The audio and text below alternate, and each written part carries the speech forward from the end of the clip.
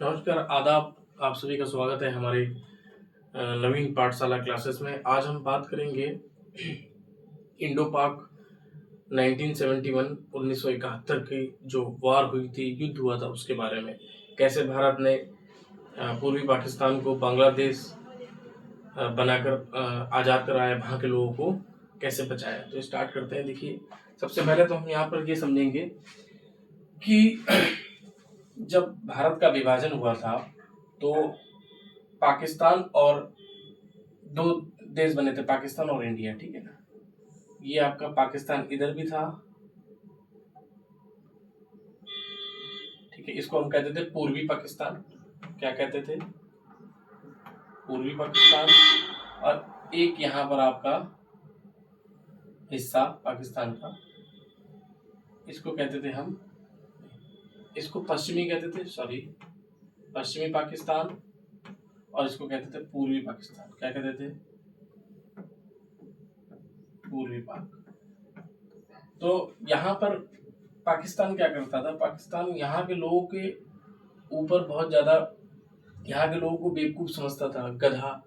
क्योंकि उनकी भाषा बंगाली बोलते थे, तो ये अपने आप से इनको अलग समझता था। ये इनका कहना ये था कि यहाँ के लोग बेवकूफ़ हैं, उल्लू हैं, पगलेट हैं। तो होता क्या है, यहाँ से एक नेता मतलब उभर के आते हैं। जब आप देखते हैं कि जब एक ग्रुप में, एक ग्रुप का जो लीडर कब बनता है, जब वहाँ पर ग्रुप को या जनता को कोई दिक्कत आती है। तो यहाँ पर एक ये चेहरा खड़ा हुआ जिनका नाम था शेख मुजीबुर रहमान। इन्होंने इलेक्शन 1970 का इलेक्शन लड़ा और जीत भी गए। हाँ, 1971 में इलेक्शन हुआ, उसमें जीते और भाषण दिया 7 मार्च को। और 25 मार्च को इन्हें अरेस्ट कर लिया गया यहाँ की मिलिट्री के द्वारा। यहाँ से खड़े हुए थे और ये जीत गए, ठीक है, यहाँ से जीत गए। और जैसे ही उन्होंने भाषण दिया और भाषण के कुछ दिनों बाद यानी 25 मार्च को उन्हें यहाँ से अरेस्ट कर लिया गया। और अरेस्ट करने के बाद उन्हें यहाँ की जेल में भेज दिया गया। उन्हें वहाँ पर अरेस्ट करके जेल में डाल दिया। उसके बाद जब ये बहुत ही प्रभावी नेता थे यहाँ पर जनता के प्रति, बहुत अच्छे काम इन्होंने किए थे और जनता के लिए बहुत अच्छी भावना रखते थे। तो यहाँ के लोगों ने यहाँ पर एक सेना अपनी बना ली, जिसे हम कहते हैं मुक्ति वाहिनी सेना। मुक्ति वाहिनी सेना, मुक्ति वाहिनी सेना। यहाँ पर एक ग्रुप इकट्ठा हो गया और बहुत ज़्यादा यहाँ पर वो लोग अपने हक के लिए लड़ने लगे। यहाँ से तुरंत जो भी यहाँ ने सेना भेजी, यहाँ पर जो भी विद्रोह हो रहा था जनता के वजह से, वहाँ पर इस यहाँ की मिलिट्री ने उसको दबाने की कोशिश की और लगभग मर्डर कितने हुए? 30 लाख लोगों को मार दिया। 30 लाख लोगों को मार दिया जान से, 30 लाख लोगों को। और 4 लाख के करीब रेप हुआ है। और इतना ज़्यादा गंभीर मतलब उन्होंने, समझ लीजिए, अत्याचार किया है। यहाँ के लोगों, महिलाओं के साथ रेप किया। और उसके बाद जो महिला थी, उनके पिता जो थे, उनको भी मारते थे और कहते थे कि रेप करो अपनी बेटी के साथ। इस तरीके से यहाँ पर बहुत ज़्यादा क्रूरता दिखाई पाकिस्तान ने। उसके बाद इंटरनेशनल एक दबाव भी बना भारत के ऊपर। लोगों का मानना यह था कि भारत के पड़ोस में ही इस प्रकार की जो हरकतें हो रही हैं, इसमें भारत की कुछ ना कुछ योगदान होना चाहिए। तो हमारी उस समय प्रधानमंत्री थी ये आपका इंदिरा गांधी। इन्होंने अप्रैल 1971 में जनरल जी से बात की। जनरल ये थे सैम मानेक शाह, ठीक है ना। इन्होंने कहा कि अभी लड़ना ठीक नहीं है। क्यों? क्योंकि बरसात का मौसम है और यहाँ पर बहुत भीषण तरीके से बाढ़ आती है, ठीक है ना। ये बांग्लादेश जो अभी बन गया है, पहले पूर्वी पाकिस्तान था, यहाँ पर बाढ़ बहुत ज़्यादा आती है। तो हमारे सैनिक यहाँ पर सही तरीके से नहीं लड़ पाते। ऊपर से चाइना का भी यहाँ पर इंटरफेयर कर सकता था और पाकिस्तान भी, स्ट्रैटेजी कुछ ठीक नहीं थी। तो अभी मानेक शाह ने इनको ये राय दी कि आप ये वाली पॉलिसी अपनाइए, नो वॉर टिल नवंबर तक हम नहीं लड़ेंगे। नवंबर के बाद जो है हमारा जो भी वेदर होगा हमारे अनुकूल होगा। तो उन्होंने कहा ठीक है। अप्रैल से नवंबर तक का समय जो था ये बहुत ही भयावह तरीके से देख रहे थे पूर्वी पाकिस्तान वाले, वहां के लोगों को मारा जा रहा था। तो इतने में क्या हुआ, जो मुक्ति वाहिनी सेना थी उसकी ट्रेनिंग कंप्लीट की भारत ने, एक खुफिया तरीके से इनकी ट्रेनिंग कंप्लीट कराई, अच्छे से ट्रेनिंग कराई। और इसी दौरान इंडिया ने रसिया से समझौता किया। समझौते में ये कहा गया कि अगर भारत पर कोई हमला करता है तो रशिया रूस पर माना जाएगा, और रूस पर कोई हमला करता है तो वो भारत पर माना जाएगा। इस टाइप से एक समझौता इंदिरा गांधी जी ने रशिया से कर लिया। उसके बाद हुआ क्या, जो आपका पाकिस्तान था इसको पता चल गया था, क्या पता चल गया कि इंडिया कुछ ना कुछ हमारे खिलाफ रणनीति अपना रहा है, ठीक है। तो उसने क्या करा, भारत ने ये कहा कि हम युद्ध लड़ेंगे। क्या लड़ेंगे? युद्ध लड़ेंगे, और वहां के लोगों को आजाद करवाएंगे। ऐसा इसलिए कहा क्योंकि अप्रैल 1971 में 10 लाख लोगों ने शरण लिया था हमारे यहाँ पर सब मारे जा रहे थे बढ़िया से, ठीक है ना। सब अब भागे, जान छुड़ा के सब भारत में आ रहे थे कि हमको शरण दे दो, हमको बचा लो। तो इस टाइप से कहीं ना कहीं भारत की संप्रभुता पर प्रश्न चिन्ह खड़ा हो रहा था। तो भारत ने ये कहा कि भाई हम क्या करेंगे, हम यहाँ पर जो है पूर्वी पाकिस्तान में क्या करेंगे, डिफेंसिव रहेंगे। क्या रहेंगे?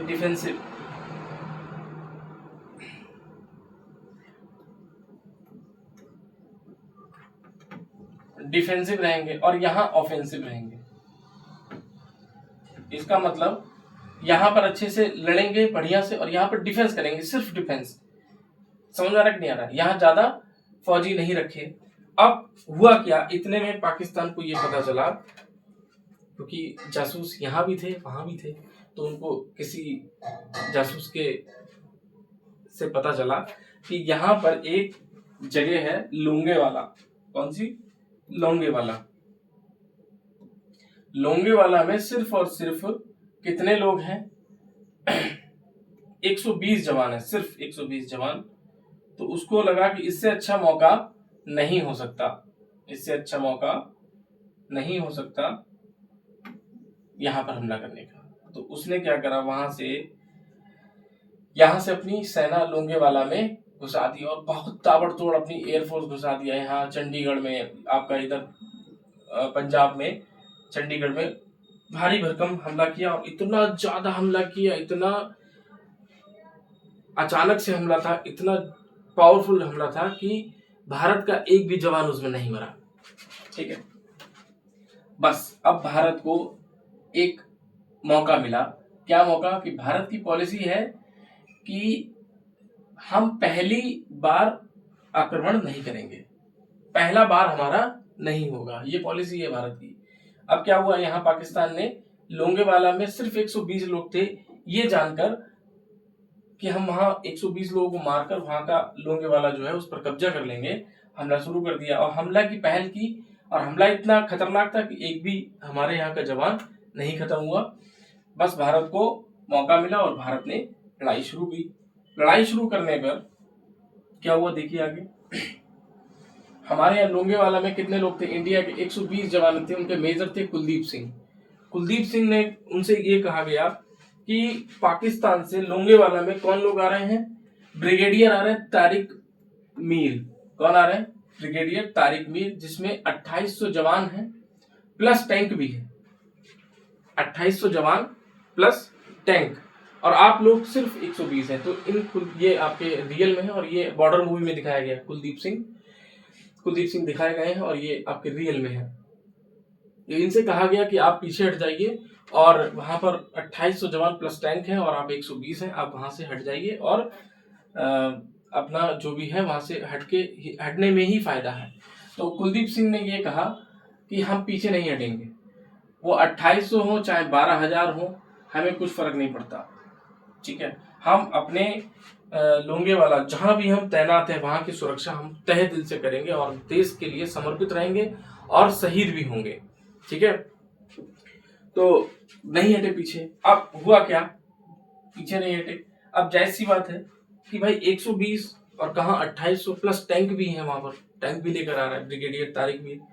तो इन्होंने रणनीति क्या अपनाई, मेजर कुलदीप सिंह ने, इन्होंने रणनीति अपनाई कि इनके पास माइंस, कुछ ही माइंस थे।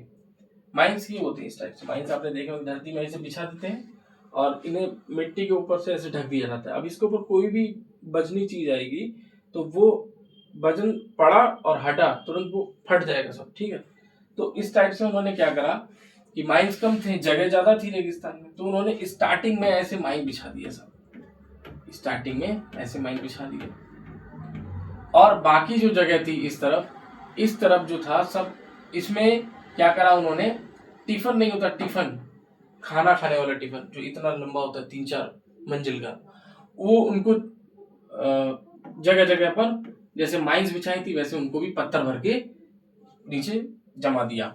अब हुआ क्या, जैसे ही टैंक एंटर हुआ पाकिस्तान का, तो टैंक एंटर हुए, पहला फटा, दूसरा फटा, तीसरा फटा, 4-5 जब टैंक फटे पाकिस्तान के जो ओरिजिनल बिछे थे यहाँ पर उनसे, अब वो घबरा गया, वो कह रहा यार ये सब क्या हो गया, यहाँ तो सब माइंस बिछा के रखा है, चलो चलो चलो इंजीनियर बुलाओ, इंजीनियर को बुलाओ, इंजीनियर देखेगा ये सब निकालेंगे। तो उन्होंने क्या करा, इंजीनियर को बुलाया। अब इनको पता था कि हम सिर्फ और सिर्फ इनको या इनकी जो जवान है इनको सिर्फ सुबह तक रोक लें। कहाँ, कब तक बेटा, सुबह तक रोक लें और सुबह के बाद हमारी एयरफोर्स आ जाएगी और बस काम हो जाएगा। तो ये दिमाग बहुत अच्छा लगाया कुलदीप सिंह जी ने। उन्होंने क्या करा, उन्होंने इनको हिलाया इसमें, और पाकिस्तान के जवान कितने होशियार हैं, बहुत ज्यादा होशियार हैं, इनसे ज्यादा होशियार कोई है ही नहीं। 6 घंटा लगा दिया, कितना घंटा, 6 घंटा लगा दिया ये सबको निकाल के, टिफिन निकाले गई माइन से इसको साइड रखो। 6 घंटे लगा दिए सब करने में, जब तक सुबह हो गई। और सुबह होने के बाद हमारी एयरफोर्स के हंटर एंटर हुए। हंटर ये इसकी एक कमी थी, ये रात में नहीं उड़ पाते थे, तो रात भर कुलदीप सिंह जी ने खूब अच्छे से धोया है, और रात के बाद दिन में हमारी ये हंटर एयरफोर्स के, इन्होंने ये देखिए पाकिस्तान का टैंक का क्या हाल हुआ है, सब एकदम तहस नहस। इतना पूरी तरीके से कौन मारता है, ठीक है बच्चा है, अब बच्चा शैतानी करेगा तो मारना तो बनता है, समझ आ रहा कि नहीं आ रहा है। इस टाइप से देखो इतना मारा था सब, बहुत बढ़िया से एयरफोर्स ने जो है, देखो यहाँ लिखा है, this tank belongs to 22 cavalry of Pakistan, it is one of the 37 tanks destroyed in the battle of Longewala. Longewala में ये एक बच गया था, छोड़ के भाग गए थे कि भैया जान बचेगी, और सब छोड़ छाड़ के भाग गए सब। और यहाँ हमारे इंडिया ने इसको संभाल के सब रखा है बढ़िया से, और सब जाते हैं, प्रेरणा मिलती है कि देखो ऐसे मैदान छोड़ के भागे थे पाकिस्तानी। ऊपर से जो जवान उनके खत्म हो गए, पाकिस्तान के जो मर गए वहां पर युद्ध भूमि में, रेगिस्तान में, उनको भी वापस ले गए। हमने कहा, हमारी इंडियन आर्मी ने कहा कि हम गोली नहीं मारेंगे, आप लोगों को लेके जाओ और अच्छे से इनका अंतिम संस्कार करो। लेकिन कह रहे हैं कि नहीं हम नहीं लेके जाएंगे, हम जैसे आएंगे आप हमको भी गोली मार दें। सब छोड़ के चला गया, ये सब गिद्ध विद्ध सफाई का काम सारा गिद्ध वगैरह करे, सब देखो कैसे खा रहे सब, ठीक है ना। उसके बाद अब ये चीज ध्यान देना चाहिए कि इस समय भाई कौन लोग हैं ये, ठीक है ना, ये लोग हैं। तो सब अब तो फिलहाल कुछ आप कहिए ही मत ही, अभी प्रेजेंट टाइम में ये सब पाकिस्तान नहीं करेगा हरकतें। अब उसको ये जानने में रिसर्च करना होगा इन दोनों में से सबसे ज्यादा खतरनाक कौन है उनके लिए। मेरे हिसाब से तो यही है खतरनाक बहुत ज्यादा। उसके बाद आगे बढ़ते हैं। उसके बाद क्या हुआ, मिलिट्री ने, भाई मिलिट्री को भी मौका मिला लड़ने के लिए, यहाँ भी और यहाँ भी दोनों तरफ। उसके बाद हमारी एयरफोर्स को भी मौका मिला, सब बढ़िया से चाप दिया लोंगेवाला में। उसके बाद हमारी जो नेवी थी, नेवी ने कहा भाई हमको भी मौका दो ना, नेवी ने कहा हमको भी मौका दो, हमें भी लड़ना है इस युद्ध में।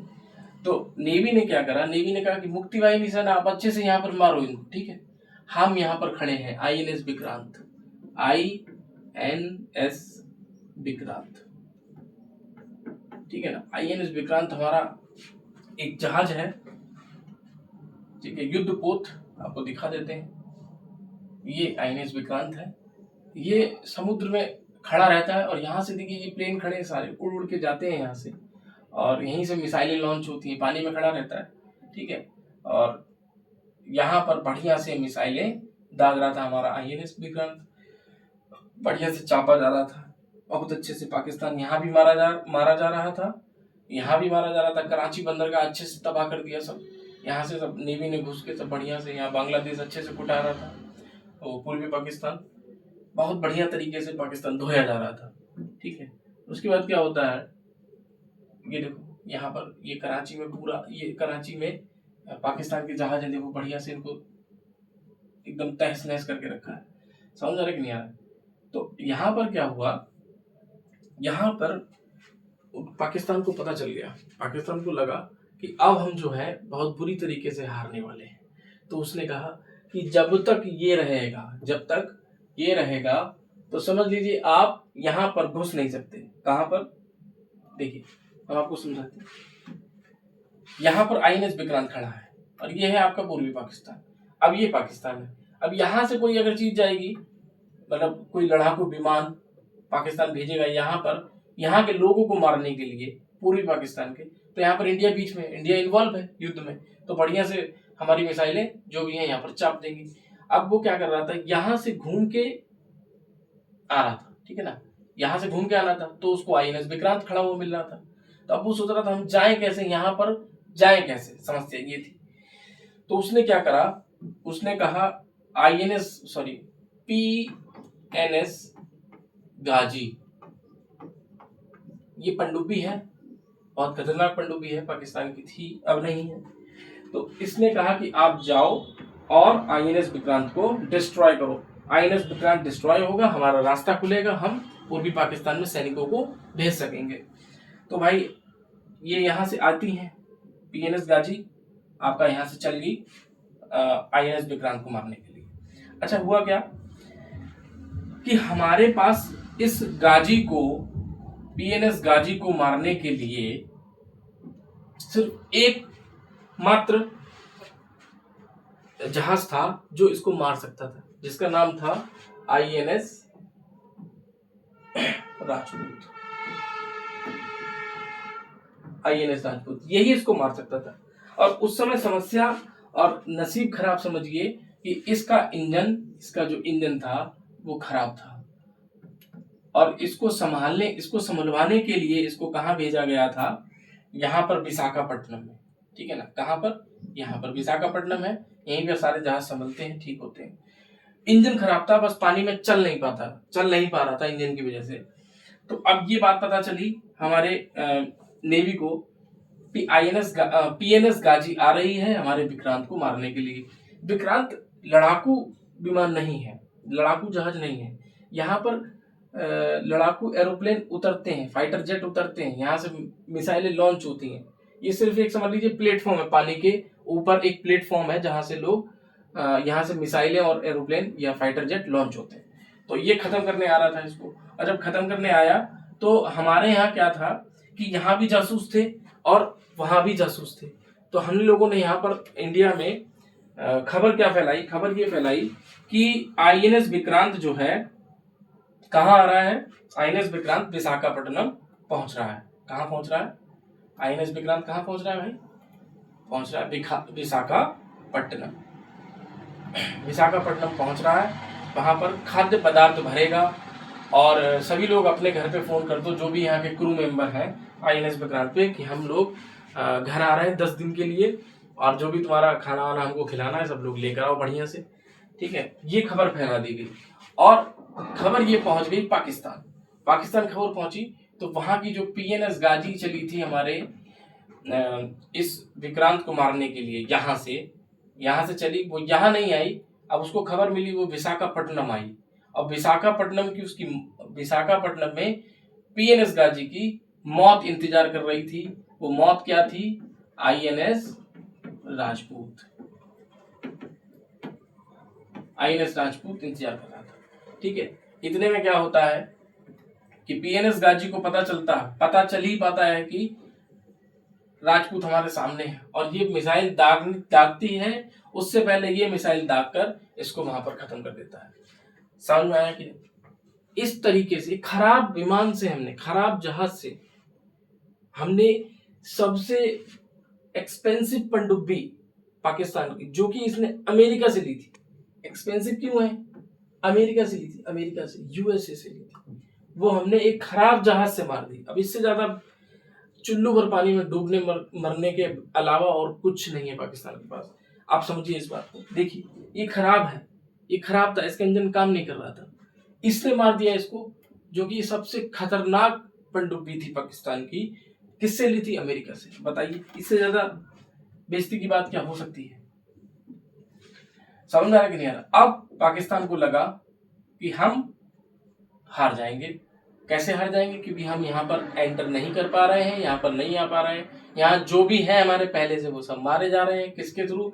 मुक्ति वाहिनी और इंडियन मिलिट्री एयरफोर्स के थ्रू, और ये ऊपर से नेवी भी मार रही, बढ़िया से धो रही है। अब हम कैसे जाएं? जाएं तो जाएं, कैसे जाएं? अब उसको लगा कि हमको हेल्प लेना पड़ेगा, किसी न किसी का हेल्प लेना पड़ेगा। तो किसके पास गया? वो गया अमेरिका के पास। ये अमेरिका है आपका। अमेरिका से बोला,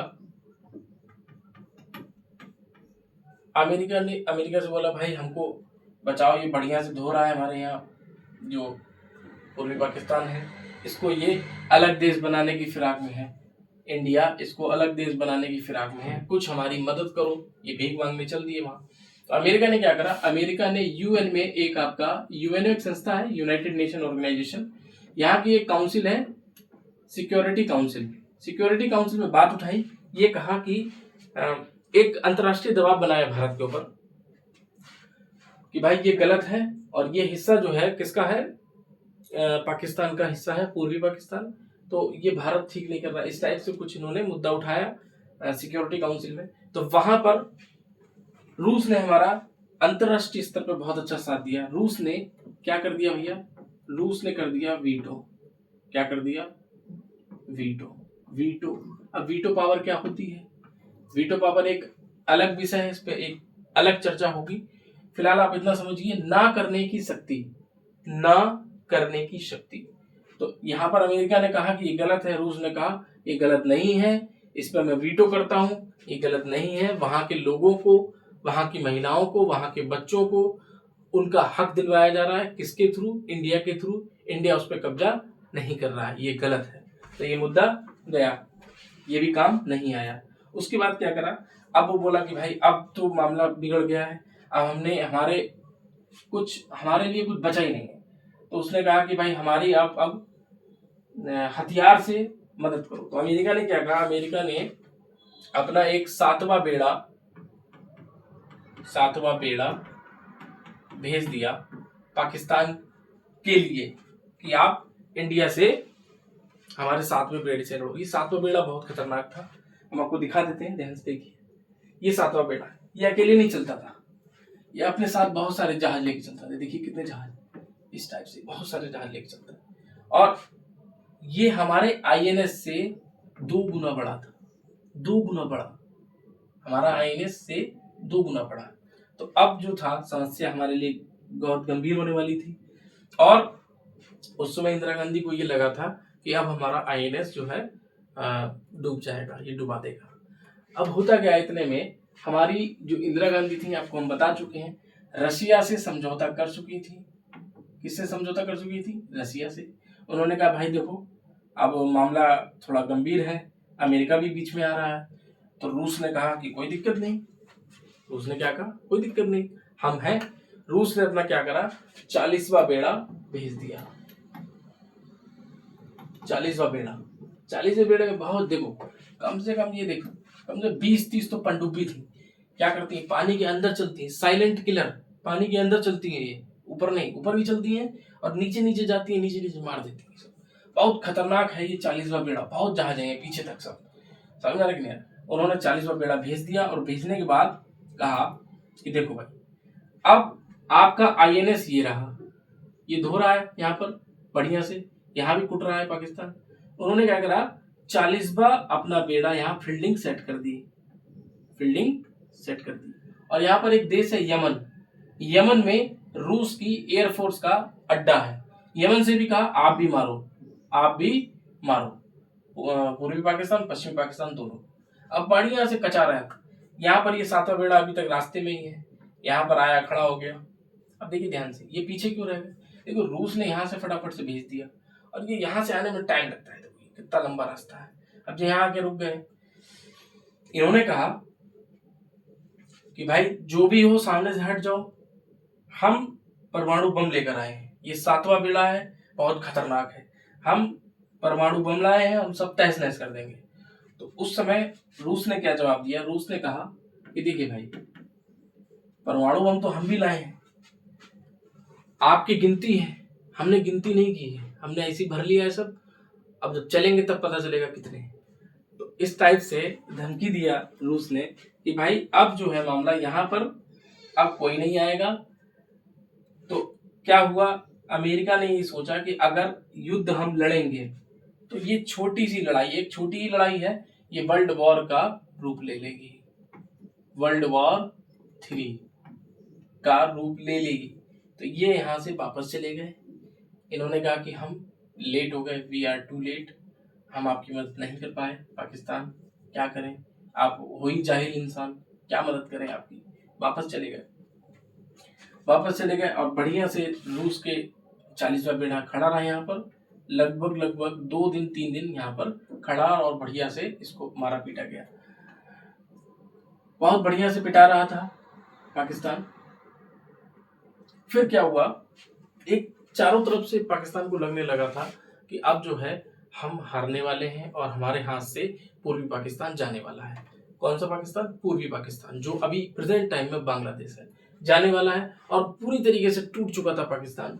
इतने में इंडियन जो भी इंडिया की आर्मी थी, उन्होंने क्या करा, उन्होंने एयर डॉप्स डाल दिए।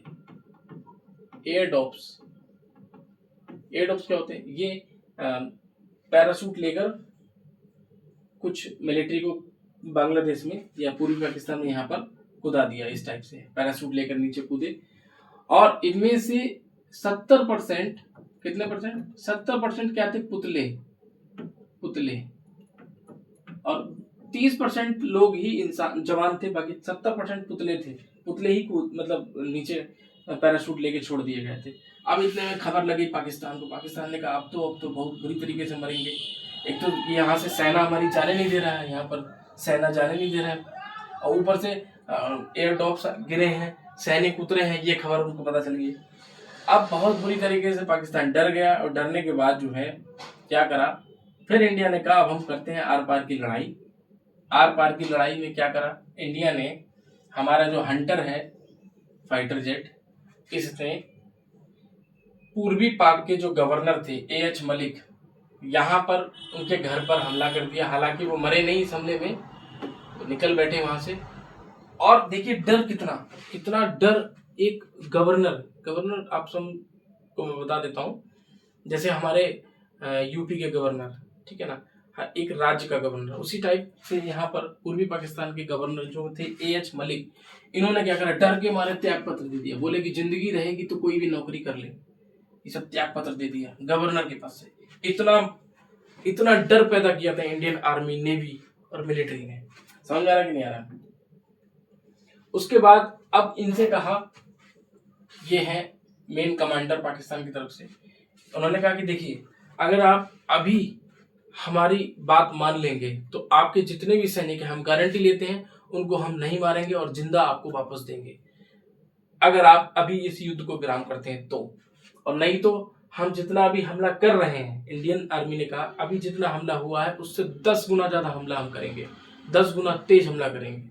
तो इतना सब सुनकर पाकिस्तान की हवा खराब हो गई, और पाकिस्तान ने हस्ताक्षर किए समझौते पे कि हम अपनी हार मानते हैं और हम ये युद्ध हार गए हैं। उसने साइन के, देखिए मुंह देखिए कितना उदास है। और ये सब देखिए, जब आत्मसमर्पण होता है किसी सेना का तो बहुत बेइज्जती की बात होती है, और 1-2 लोगों ने नहीं किया है, 93,000 फौजियों ने आत्मसमर्पण किया। देखिए ये सब बंदूक नीचे रखते हैं इस टाइप से, और ये बिल्ला इल्ला सब नोच कर सब नीचे रखते हैं पैरों में, जिससे हारे हुए होते हैं उसके पैरों में रखते हैं सब, बिल्ला वगैरह सब टोपी उतार के, और जो भी अस्त्र शस्त्र लिए होते सब पैरों पे नीचे रखते हैं।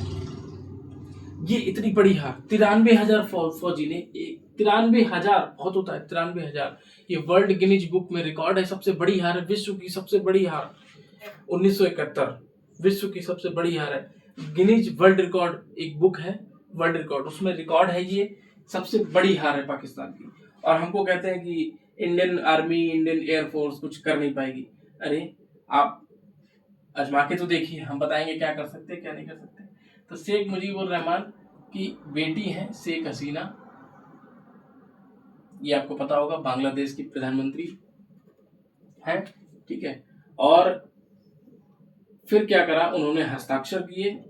हस्ताक्षर करने के बाद 16 दिसंबर 1971, कौन सी डेट, 16 दिसंबर 1971, ठीक है।